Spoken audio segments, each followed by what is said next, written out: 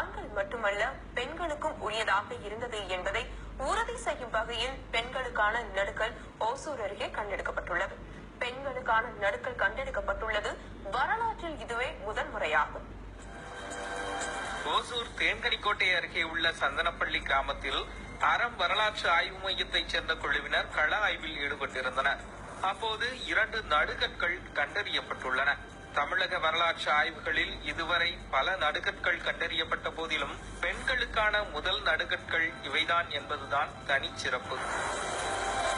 இதுவரைக்கும் கண்டுபிடிக்கப்பட்ட தமிழகத்தில் கண்டுபிடிக்கிற எல்லா நடுக்கல்களும் போர் வீரனும் அல்லது ஒரு வாளுடனும் புலி குத்தப்பட்டான் கல்லுமாறும் யானை குத்தப்பட்டான் கல்லுமாறு கண்டுபிடிக்கப்பட்டிருக்கிறது. முதல் முறையாக 3 பெண்கள் குதிரை மீது அமர்ந்து போர் செய்யும் காட்சி பதிவு செய்யப்பட்டிருக்கிறது. இப்படி ஒரு போர் செய்யும் காட்சி என்பது இதுதான் முதல் முறையாக தமிழகத்தில் பதிவு செய்யப்படுகிறது.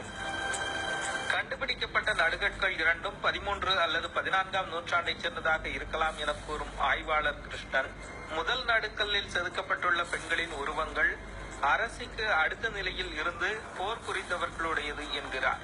மற்றொரு நடுக்கல்லில் நடுவில் உள்ள பெண் சிற்பத்தின் தலைக்கு மேல் வெண்கொற்ற குடை இருப்பதால் அரசியாக இருக்கலாம் என ஆய்வாளர் கூறுகிறார். இதனுடைய முதல் பெண்ணும் கடைசி பெண்ணுடைய மேலும் 2 கொடைகள் பிடிக்கப்படுகிறது.